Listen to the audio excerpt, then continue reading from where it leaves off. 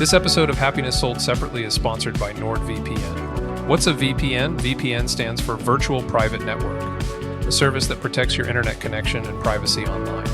VPNs create an encrypted tunnel for your data, protect your online identity by hiding your IP address, and allow you to use public Wi-Fi hotspots safely. Nord is the best at this technology, and right now as an audience member, you can get 72% off Nord's 2-year plan. Pretty nice. Follow the link in this episode's description to take advantage of this offer. NordVPN makes your digital life safer, easier, and smoother.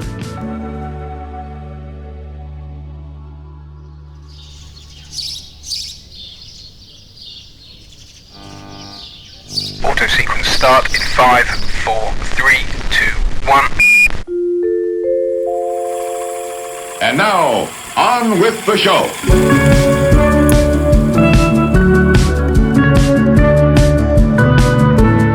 Hi, I'm Paula Scanlan, and to me, happiness is spending great time with my friends and family and building relationships with people I've been so blessed to be in my life. And so that to me is happiness. It doesn't really come from anything else. It comes from these great relationships I have with so many wonderful people God has blessed me with.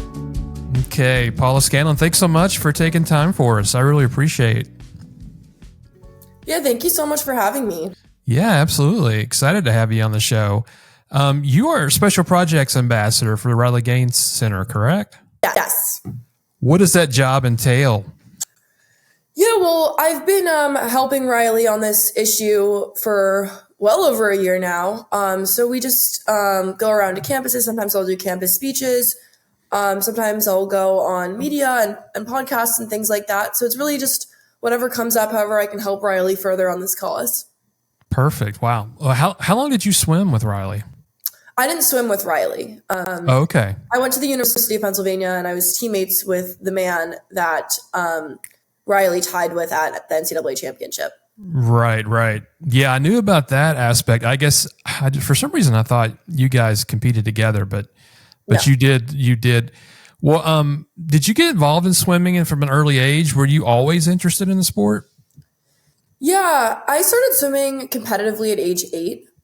So I'd always been I'd always done swim lessons as a kid, and I was always pretty good at doing those. And it was interesting because the town that I grew up in had just finished building an Olympic-sized pool when I was about 8 years old. And so my parents thought it would be a really good activity to get into. And I really hated it at first, actually, but I just kept on going, maybe once or twice a week. And eventually I realized I actually really liked it, and I continued to do it. That's awesome. That is awesome. It's such a great sport, right? I mean, just mentally, and physically, but it just seems like once you're in the water, you kind of just forget everything and just focus on what your task is. Yeah, definitely. It's hard, but it's one of those sports that you have to really like it to do it. So, it grew on me. That's perfect. Did you grow up, speaking about, talking to kids on campus and everything about this issue, did you grow up around a lot of strong women in your family? I would say so. Yeah, my mom is definitely a strong woman. I have a lot of other female family members that definitely are as well. So I would say so, yeah. I mean, I guess it kind of formulated your strength, right? As you get older and you kind of take a stand on certain issues. Definitely. What's it like in competitive swimming, like in college? I mean, walk us through that kind of environment just in general, not to mention things you have to compete with, that we'll get into in just a second, but just overall, what's that like? Yeah, it's a really challenging sport. I mean, swimming, you have 2 practices a day. That's not common. Not a lot of sports have those. And it's really competitive because it's a team sport when it's in college, but it's also individual. So every single time we go to a meet, people are left behind. And so it's competitive to even get into being allowed to compete. Whether you win the competition outright or you place last, it's still a challenge to have even been invited to go there. And that was the case in high school as well. That happened, all through swimming, that there are limited rosters. And then same thing, a lot of these meets, you have to try to make finals. And again, it's usually capped out at 24 people or 16 people, sort of depending on the format. So it's a very, very competitive thing. And again, it's competitive so much so that, even getting to compete all together, sometimes that part is the bigger competition in itself. Yeah, I can imagine. I mean, you're trying to beat your time. Do you find it's more of an individual aspect as far as what you're trying to get better at, just like that? I mean, you're trying to beat your time, right? Your previous time. Exactly. University of Pennsylvania. Sorry about the dog back there. Our canine producers is chiming in this time for sure. University of Pennsylvania, you found yourself competing against Leah Thomas, a man who was competing in women's sports. What was your very first reaction to that? Do you remember the day you found that out and what you thought? Yeah, so I first found out that Leah Thomas was going to be competing on our women's team back in 2019. And the way it was announced to us is he was just told to run a women's team meeting, and he looked at all of us and just said, "I'm transgender. I'm going to be transitioning to your guys' team next season." And that was the end of the conversation. He also said that we must now refer to him with she, her pronouns. And honestly, I thought that it was a joke. My first instinct was to laugh because I said, there's no way that this is possible. There's no way that anyone will think that this is the right thing to do or should be allowed to happen. But of course, it was not a joke. And he did go on and eventually join our team and go on and win an NCAA championship, which is obviously the most extreme outcome possible. Yeah. Did you, did anyone on campus in an authority type role, did they ever balk at that or have any kind of pushback on him being on the team? Or did you feel like you all were just kind of not even taken into consideration of how you felt? Every single person we tried to talk to that was higher up or in the administration or anything like that had just said, my hands are tied. There's nothing I can do. You might as well be accepting because this is going to be the reality, whether you like it or not. And that seemed to be the answer, not even across my university, but across all of the other Ivy League schools. I knew a lot of other athletes that competed in our league again.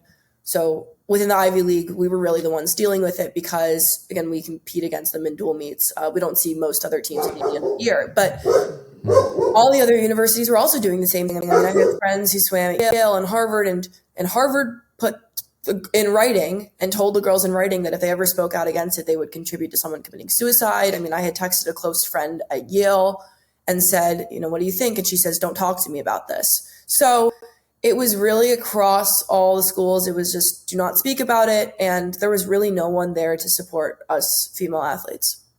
Wow. It's so disappointing, isn't it? I mean, it's hard enough to compete in a sport, much less have that going on. Yeah, definitely. And it was just a really, insane time to live through for sure. The common sense of it all just seems at the time, it just seems to go out the window. And, there's a reason why women compete against other women, right? Yeah, exactly. And again, this whole issue, it's really crazy to me that we even have to defend this. I think that there's it's just so obvious. And again, it really is not even a political thing, which it's somehow turned into, but people across the aisle completely, all are in agreement that this is wrong. This is a common sense issue, not even really a political one. So again, it's crazy we have to go through and talk about this and also pass legislation and see through lawsuits just to accomplish what everyone knew to be true 10 years ago, that men and women are different. Absolutely. I mean, did you have to go into the same locker room as him and dress and undress in front of him? Yeah. My teammates and I were doing this 18 times per week. It was including 9 practices, you change in and change out. It was honestly horrifying. I mean, I stopped showering at the pool. I would duck my head in my locker, wrap myself in my towel and try to get out of there as quickly as possible. But this was not something that happened once or twice. Again, the girls we competed against, it was something that happened to them once or twice. But for us on my team, it was 18 times per week that we were forced to do this. Per week we were on the team. The season is months long. And I had one of my friends in the locker next to him. And she was like, I can't do this. So she would take all of her stuff out every single day and go and change in the single stall family bathroom outside our locker room every day. And everyone knew what she was doing because, again, her locker was directly next to his. She was like, she felt like she had no other options. And when she talked to our coaches and the administration about it, they just said that there's nothing we can do. Leah is part of this team, whether you like it or not. So you find a way to make yourself comfortable. And the way that she did was by leaving the locker room altogether and undressing outside by herself. Wow. So put it off on you guys. Like it was your problem and you had to make yourself comfortable, not the other way around. Yeah. Which seems like it should be that. I mean, it seems like there could have been accommodations made, but that's so crazy. Because any other time or any other situation, you would never have in an environment of changing, you wouldn't have male and female in the same room. Yeah, exactly. And again, it's one of those things where it's just it's just really wild that we even have to defend this in this day and age. Did you find that it started to affect your love for the sport? Did you ever come to a point while you were competing where you just said, the hell with it? I mean, it's just not worth it. Yeah, I definitely felt like I didn't want to do it at times anymore. I felt like it didn't feel fun. I mean, I definitely feel that when the season ended at the end of the year, it was my last year swimming as well, because I was also a senior. And I just remember feeling relieved. And so it definitely made, and people will always ask me all the time. I mean, now I'm 2.5 years away from having been on that team in college, and people always ask me, do you miss swimming? And to be honest, I always say no, because that event is sort of my last memory of it. And it really just ruined the taste in my mouth, for lack of a better expression, about swimming and all of it in general. That's awful. I mean, that's just, it's awful that had to crush your thoughts of the sport because you loved it. You know, it's heartbreaking to hear that. Yeah. But again, I mean, I'm trying to make the most of it now by working on this stuff, but it definitely was really, really taxing on myself, and a lot of the people I thought were my friends as well have a different viewpoint on this issue. And I lost a lot of people I thought were my friends and teammates that, again, don't agree with what I think about the situation. So that part was also pretty challenging too. I'm sure. I mean, to lose friends over that, it's got to be, it's rough when you have you would think that all females would come together on that, but I guess not. I guess everybody has their own take on it. Did you did you worry at the time, or do you worry now about things like that with hurting people's careers after swimming? Did you think about, my gosh, you know, he's winning these awards and everything, and it's not fair, it's unfairly competition. Did you think about that at all? The future for some women? Yeah, every single day. I mean, every single time he even competed, it was unfair because someone was losing the opportunity to get to the competition altogether. So, again, even if he went in and placed dead last, someone was still denied the opportunity of having the award of being at that meet or traveling to that competition or whatever it might be. So, that hurt every single time it happened. I mean, you like to think that when you're getting in the water and you're competing that everybody's fairly, you know, matched up, but that certainly wasn't the case. Even when looking at the video, you could tell that he was just dominating in some of the events. Yeah, exactly. And it was just one of those things where it's just so obvious to look at that men and women are different. And again, I mean, it wasn't enough for the NCAA to change their policy. It wasn't enough for a lot of other people to understand why a lot of us female athletes are so upset, but it's really obvious.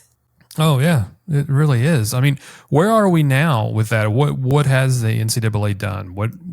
Has it gotten better? I mean, are we in a different place? Yeah, so the NCAA has done nothing. They've sort of punted the problem to the governing bodies of each sport. They just kind of say, you know, whatever other people want to do, we're fine with it. So the leadership of the NCAA has not acted to protect us female athletes, which is disappointing to say the least. They are, you know, constantly in a position where they need to protect their athletes and they choose not to. But we do have legislation in over half the states, I think it's 26 states now, have legislation to make women's sports only for women. So that it would win, but we still have work left to do. Yeah.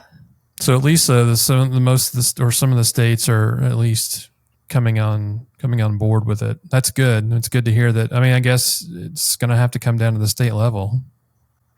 Yeah, we're hoping something federally could be passed, but we do have to make sure it's done in the states, because who's to say in a couple more years, when different leadership comes in on the federal level, that they won't undo it. So there's still a lot of work to be done, and there's going to be probably cases in the courts. I mean, I think this will honestly eventually go up to the Supreme Court. So I'm very curious to see how it plays out, but obviously we're going to keep fighting and trying to get this stuff passed, and also trying to be there and support female athletes that are going through this. And I think that's the biggest thing I've gotten to work on now is we are the support system. We are able to support female athletes that are going through this, and we've been able to get these girls to boycott.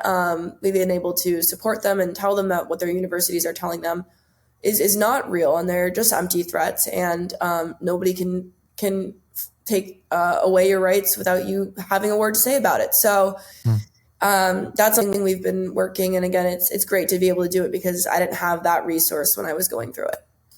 Do you wish the NCAA had more courage in this situation and showed more backing for women? Absolutely. And again, it's continually disappointing, but it's been so long. I can't see them changing their minds and figuring this out. Going back to when it was happening in real time, how did you cope with that mentally? I mean, I know that I can imagine, but did you have some go-tos that helped you kind of get through it? Yeah, I really relied on my family a lot, just to talk about it and just see it through. I mean, it was really challenging, and it was also hard because there were so many people telling us that it wasn't real. Our feelings weren't real and valid. They were telling us that, again, we were the problem. The university told us to go seek psychological services if we objected still to him being on our team and being in our locker room. So I just tried to really rely on people who weren't part of the Penn community. Can you imagine if, let's say you're in the locker room and any guy at all just walks into the locker room and just kind of hangs around? I mean, university would have something to say about that, I guess. I hope. I would hope so too, but that was exactly what was happening every day. And if you ever raised concerns about it, we were told, again, we were the problem. We were bigoted. We were hateful. Wow. We were told to seek help if we objected. Wow. To anyone listening, especially young women, what would you say? What kind of advice would you give if they find themselves in a similar situation and they feel like, what's the point? Why even? I'm going to get told, like you all did, that it's your problem. Seek help, mental help. What would you say to that? Do you have to keep fighting? Yeah, I'd say keep fighting. I mean, I think the biggest thing here that I really struggled with was sort of feeling like this is the truth. And I think a lot of people had a really hard time with that. And especially other people who are Christian as well, they were saying the same thing. Well, it's loving. And the loving and caring thing to do is to affirm his identity and to affirm him being on the team. But part of the Christian values is also truth. And so I think that was the big thing is I learned, and that was hard for me to come across, was actually the loving thing to do is to tell them the truth. And so to anyone going through this, that's what I want to remind you. That's what I want you to remember, that again, the loving thing to do is to tell the truth. And you have to stand up for truth when you're faced with it. And this is a situation where if we don't defend ourselves, much worse things are going to happen. And that's why, to me, it was so important to speak up. And it's important other people also speak up when faced with the same things. That's very well said. I would think, too, that because truth reigns out over all, I would think that it's ultimately hurting him as well, that he's living in denial and an untruthful manner of competing with women. So I think it's doing damage to everyone involved when you let that happen and go on. Absolutely. And there's a good friend of mine, Macy Petty. She also works on this issue. She competed against male athletes in high school in volleyball, and she'll also constantly remind us of that too. She's a good friend, and she'll say the same thing, like, yeah, like he's hurting, and I pray for him constantly that he comes around, and, you know, stops harming himself. And that's something, Macy is just the sweetest girl. And sometimes I have a harder time seeing that. And so Macy is someone who will always remind us of that. So it's funny that you brought that up, because that again is something that she'll check in and remind me. And it's good to have friends that are, understand this issue, but also understand the Christian faith and the Christian values. So, that's something I'm so appreciative of, to just have been able to surround myself with so many like-minded women. Right? Riley's become a great friend of mine as well. And, we share a lot of values outside of swimming. And so that's been sort of the silver lining of all of this. Yeah. I mean, the way I see it, you know, if he wants to, if he feels like he needs to do that or live that lifestyle, which is, you know, fine. But when you start affecting other people, that's when you kind of have to look at it in a different light, because you're affecting others and it's not fair. Definitely. And I think it's one of those things though, that it's just really sad for everyone involved. There's really no winners here. Yes. Yeah. Leah Thomas might've won an NCAA championship, but at what cost to, his teammates, to the girls he was competing against, to himself, for even the attention of what happened. And I'm sure, some of the hate that gets thrown around. And I don't agree with him competing, but I would never, you know, say anything about him as an individual, because that's not my place. But there are many people who, don't have those beliefs and values and do those things. I mean, I also see a fair share myself. And so, again, for everyone involved, there's no winners. No, there's not. And when he has a false feeling of winning that championship, I mean, at what cost? I mean, that's what you really have to look at. And one of the best things about sports is you feel like, okay, it was an honest, fair competition, and the best person won out. But in this case, the deck is stacked against you all from the very beginning, it seems like. And I think that's one thing from what I've seen, people don't, especially the media, doesn't get, is it's not about crucifying an individual for what they believe or how they want to live. It's about when that causes harm to other people. And the whole idea of women in sports and competing, it's hard enough for women to be seen as equals, and especially in the sporting world, and to have that come up, like you said, it's just, there's no winners, and it's hurtful. Yeah, and that's what I really wish people would see, that again, this is not coming from a place of hate. I mean, I think that that's oftentimes what we're told, that we're hateful, that we're bigoted, that, you know, like they call us all these names, but I don't agree with that. It really, again, this is about defending women. This is about being pro women, and that is all we've ever strived out to do, and that's all we've ever wanted from working on this issue, from what we do at the Riley Gaines Center, from all of that. So again, if anyone is still in a position of critiquing us, again, this really is just pro women. Absolutely. Yeah. That's the overall message that we need to remember. And everybody needs to remember that and what we're talking about. So going forward, you started working with Riley, as an ambassador to the Leadership Institute. How did that come about? Did you reach out to her, or did she get in touch with you? When Riley first did an interview about this issue, so she didn't meet Leah Thomas until the NCAA championship, which happened in March. Again, my team we had known about it for years. He had been competing on behalf of our team for months at this point. The season competition started in October, so it was we were dealing with it for many months, and no one was really talking about it. No one was giving it any attention, and so I reached out to Riley as soon as she did an interview, and I just said, like, thank you so much for saying something. You know, I told her about how my team had told us we were bigoted and hateful and had tried to silence us and all of this.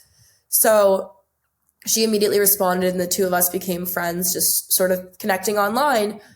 And then obviously she started to do a lot more interviews and all of that. And so eventually, when she created the Riley Gaines Center, the Leadership Institute, I had already been working on this issue. I'd already been speaking and doing interviews and all of that. So it was just a very obvious thing. She was like, absolutely, come on board, and let's do this all together.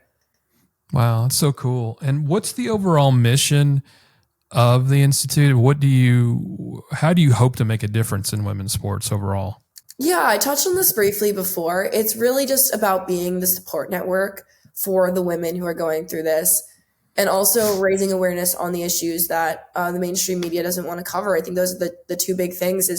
And something we've gotten to do is this Project Boycott, right? So we've gotten these girls in volleyball. There's college level. There's also a high school that was faced with the same thing. And we sent I did not go on this, but we sent ambassadors down there to support the girls, and also got them nice t-shirts and boycott and really just validate what they're doing. And that was really helpful, again, to see these girls boycott and say, no, I'm not partaking in this. I don't want unfair competition. I don't want men in my sports. And again, being that support system. When I went through this, I was alone. I was on my team. I didn't feel like anyone supported me. I didn't know where I could go. And what we're really trying to do with the center is say, this is the resource. So if you're going through this, people will automatically know, oh, I know about the Riley Gaden Center. Why don't I try to reach out to them, and then we'll be there to support them. And again, that's really the biggest thing that I felt was missing when I went through this myself. So that's what we're trying to do. Wow. And it seems like things are changing slowly but surely. Have you seen any common sense coming back into the powers that be? What kind of feedback are you getting from people out there?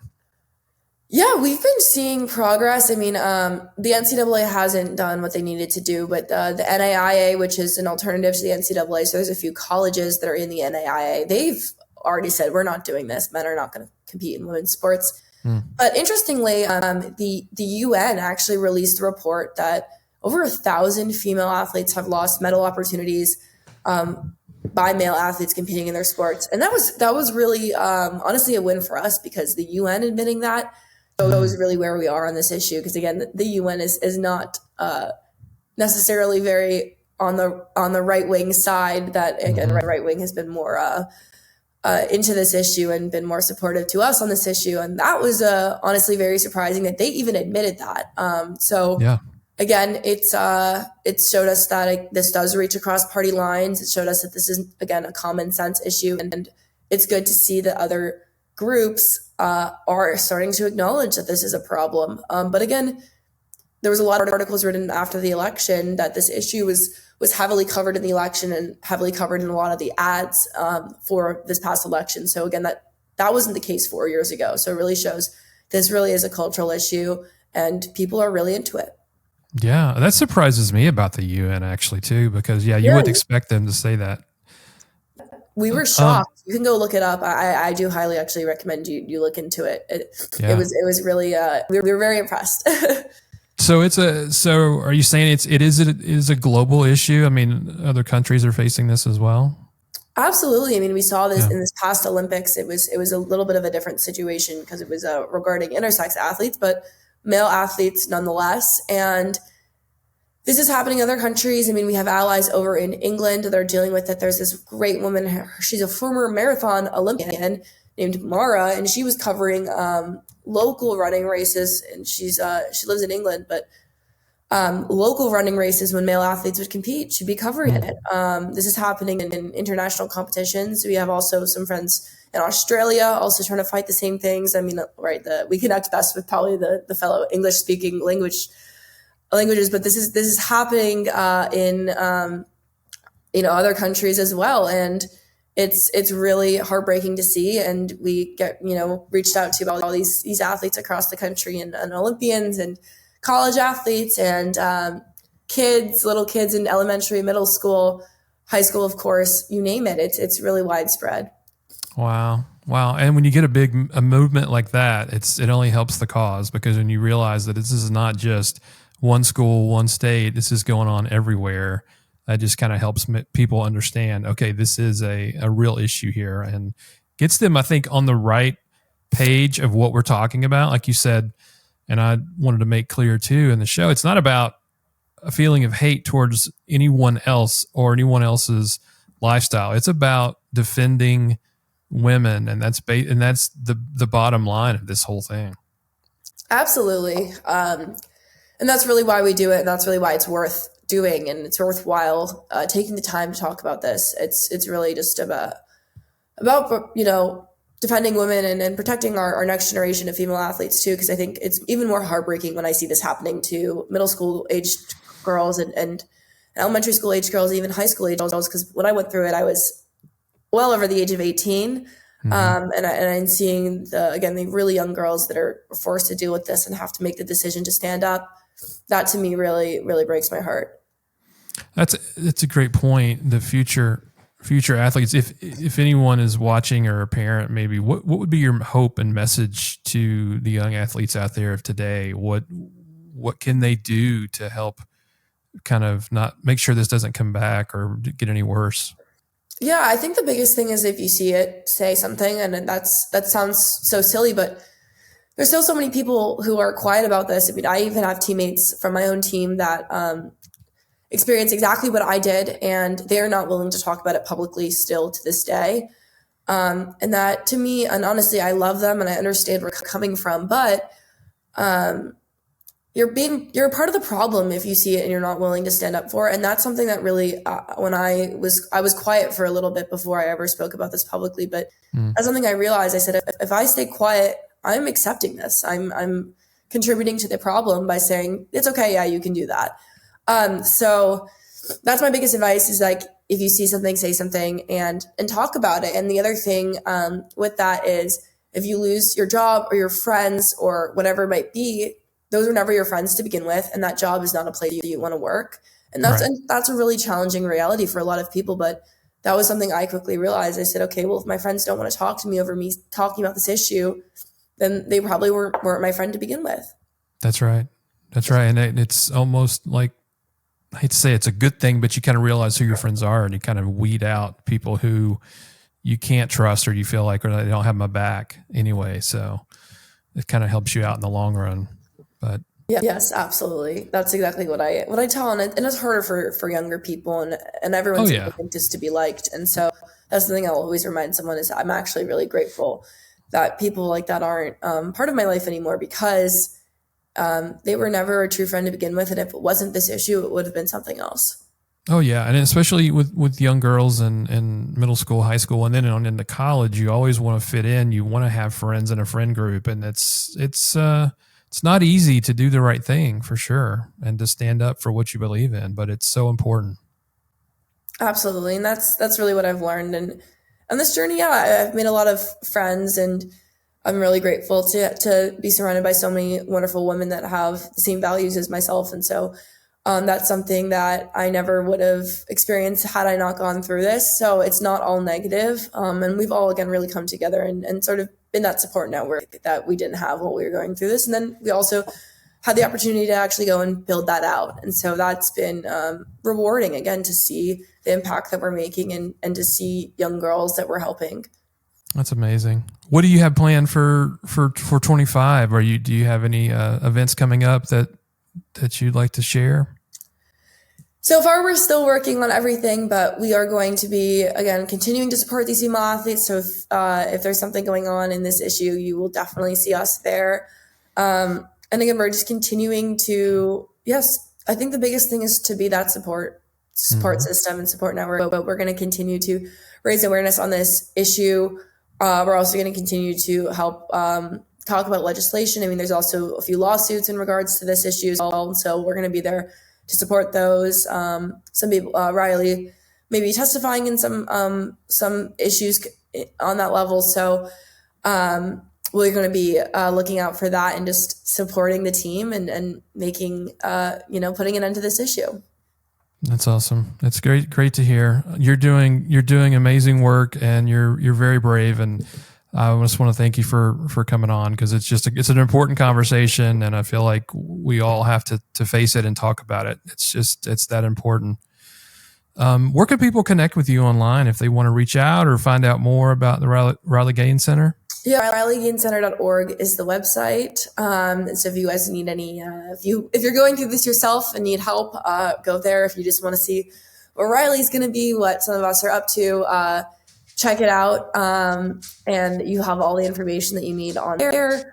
But I really appreciate you taking the time just to help us raise awareness to this issue and just take the interest. I mean, again, it's been a really interesting several years working on this, and I appreciate all the allies that we've made, and you taking the time to really explore this and talk about it. I'm so appreciative of you for that.